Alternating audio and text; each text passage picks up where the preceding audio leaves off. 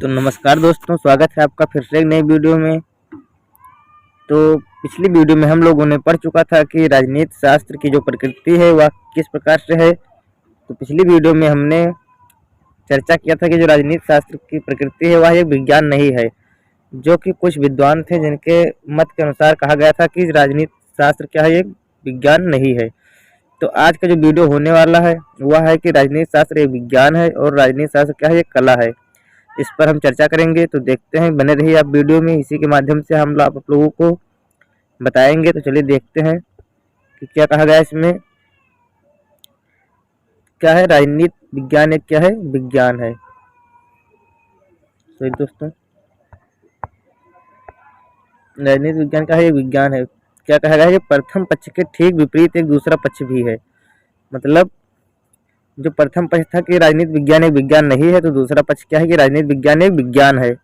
तो इसके अंतर्गत हम पढ़ेंगे कि जानेंगे कि राजनीति विज्ञान है, राजनीति विज्ञान को एक क्या कहा गया है, वास्तविक विज्ञान मानता है। जो दूसरा पक्ष है वो मानता है कि जो राजनीति विज्ञान है वह एक विज्ञान है तथा उसकी वैज्ञानिकता का सिद्ध करने का प्रयास करता है। जो उसकी वैज्ञानिकता है उसको सिद्ध करने का वह फुल प्रयास करता है। कलर चेंज कर लेते हैं यार। क्या है यह पक्ष बर्कल, मैटलैंड व अन्य विद्वानों के दृष्टिकोण को त्रुटिपूर्ण व संकुचित मानते हुए, जो बर्कल है, मैटलैंड है और अन्य विद्वान है, उनके जो दृष्टिकोण है कि विज्ञान नहीं है, उनको वह त्रुटिपूर्ण यानी कि गलती पूर्वक मानता है और संकुचित मानते हुए क्या कहा है कि राजनीति विज्ञान को ये विज्ञान मानने लगे हैं। तो इनका क्या कहना है कि जब इन विद्वानों द्वारा क्या पदार्थ विज्ञानों की व्याख्या और परिभाषा को राजनीति विज्ञान जैसे सामाजिक विज्ञान पर लागू करने की महान भूल की है। क्या कहा गया है कि इन विद्वानों द्वारा जो पदार्थ विज्ञान है उसकी व्याख्या व परिभाषा को राजनीति विज्ञान जैसे सामाजिक विज्ञान पर लागू करने का वो महान भूल कर दिया है। तो क्या कहा गया है कि जो सामान्य सर्वमान्य तथ्यों व कार्य कारण संबंध पाए जाने वाले विषय को ही विज्ञान समझा जाए। इन्होंने जो उन लोगों ने क्या कहा था कि जो सर्वमान्य तथ्य व कार्य कारण संबंध है उसी को हम क्या कहते हैं कि विज्ञान कहा जाता है। परंतु इन लोगों ने उस दृष्टिकोण को उचित नहीं समझा। तो इस प्रकार दृष्टिकोण उचित नहीं है। विभिन्न विद्वान द्वारा इसके विज्ञान होने के पक्ष में निम्न तर्क दिए गए हैं। जो निम्न तर्क हैं किस प्रकार से देख लेते हैं। तो जिन निम्न तर्क दिए गए हैं तो उनके तर्क क्या है। पहला क्या माना गया है उनका कि पर्यवेक्षण व परीक्षण संभव है। मतलब क्या है कि विज्ञान क्या है, परीक्षा पे ही आधारित है। तो विज्ञान का क्या है, परीक्षा करना संभव है। तो जो ये राजनीति विज्ञान है इसका परीक्षा करना संभव है। जबकि क्या कहा था बर्कल और मैटलैंड ने कि इसका परीक्षा करना असंभव है। तो इसका हम परीक्षा कर सकते हैं। तो इसीलिए यह एक क्या है, विज्ञान है। फिर क्या कहा गया है कि दूसरा कि राजनीति शास्त्र एक क्रमबद्ध विज्ञान है। राजनीति शास्त्र क्या है, एक क्रमबद्ध विज्ञान है, ना कि बिना क्रम के निर्क्रम है। तो यह एक इसको एक क्रम से पढ़ा जाता है कि ना कि आप लोग डायरेक्ट ही, अगर आपको जैसे कि राष्ट्रपति को पढ़ना है तो उसके साथ आप लोगों को राज्यपाल, मुख्यमंत्री, प्रधानमंत्री, अन्य सभी सदस्यों को पढ़ना पड़ेगा। तो इसी के साथ ये यह एक है क्रमबद्ध विज्ञान है। फिर क्या है कि तीसरा ऑप्शन क्या है हमारा, तीसरा जो पॉइंट है कि सामान्य निष्कर्षों सिद्धांतों का पाया जाना। जो इसके निष्कर्ष निकलते हैं वह सिद्धांत जो मिलते हैं वह इसके अंतर्गत पाए जाते हैं। किसके अंतर्गत, पॉलिटिकल साइंस के अंतर्गत। तो इसके क्या है कि जो निष्कर्ष निकलते हैं वो निष्कर्ष साइंस के ही द्वारा निकाले जाते हैं। तो इसका क्या जाहिर होता है कि जो राजनीति शास्त्र है वह एक विज्ञान ही है।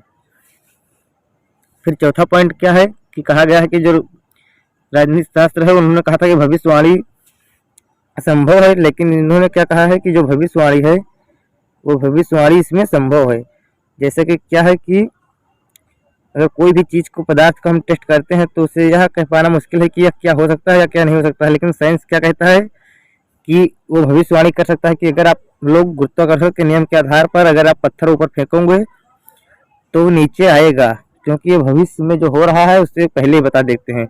यदि आप पानी को गर्म करोगे तो भाप बनेगा ही बनेगा, वो भविष्यवाणी तय है। यदि सूर्य चंद्रमा बीच में आएंगे एक दूसरे के, पृथ्वी मतलब सूर्य चंद्रमा दोनों पृथ्वी के बीच में आएंगे तो सूर्य ग्रहण चंद्र ग्रहण होना निश्चित है, ये एकदम पक्का है। तो ये भविष्यवाणी एकदम पक्की है। तो इसी प्रकार राजनीति शास्त्र का भी भविष्यवाणी संभव है। तो इसलिए ये बिल्कुल एक प्रयुक्त विज्ञान है। फिर क्या है, कार्य कारण संबंध।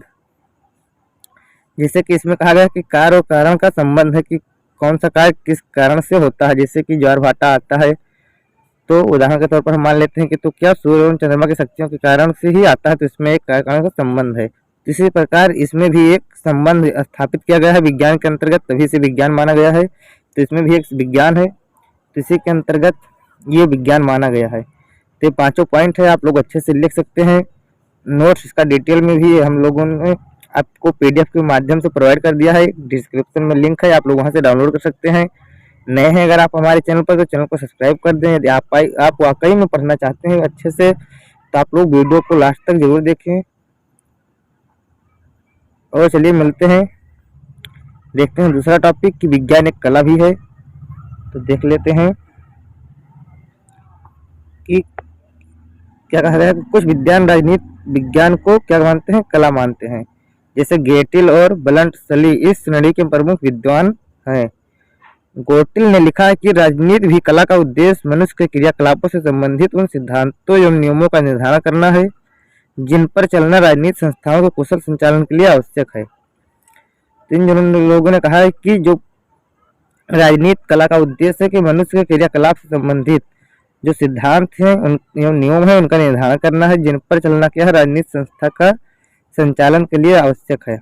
फिर क्या है, बलंटसली ने क्या कहा है कि राजनीति विज्ञान की अपेक्षा कला अधिक है।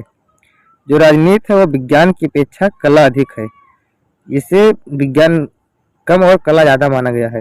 फिर क्या है कि राज्य का संचालन व उसकी क्रियात्मकता के संबंध में इसी के द्वारा नेतृत्व किया जाता है। जो राज्य का संचालन और उसकी जो क्रियाएं होती है, क्रियाकलाप होते हैं, वह इसी के संबंध में नेतृत्व किया जाता है। फिर क्या है, उपयुक्त विवेचनाओं के आधार पर कहा जा सकता है कि व्यवहारिक राजनीति एक कला है। जो व्यवहारिक राजनीति है ये कला है। फिर देखते हैं, इसी के साथ हमारा दोनों खत्म होता है। आप लोगों को पीडीएफ चाहिए तो पीडीएफ हम लोग को लिंक दे देंगे, आप लोग वहां से उसे डाउनलोड कर लेना। फिर हमारा जो नेक्स्ट टॉपिक होने वाला है वो होगा कि राजनीति विज्ञान की जो है वो विषय क्षेत्र के बारे में हम पढ़ेंगे। तो आप लोग चैनल पर नए हैं तो चैनल को सब्सक्राइब जरूर कर लेना। अगर आप भी जुड़ना चाहते हैं हमारे व्हाट्सएप ग्रुप से तो व्हाट्सएप ग्रुप से जुड़ सकते हैं, डिस्क्रिप्शन में लिंक है। आप लोगों ने पिछली वीडियो नहीं देखा है तो पिछली वीडियो भी देख सकते हैं। ये यूनिट नंबर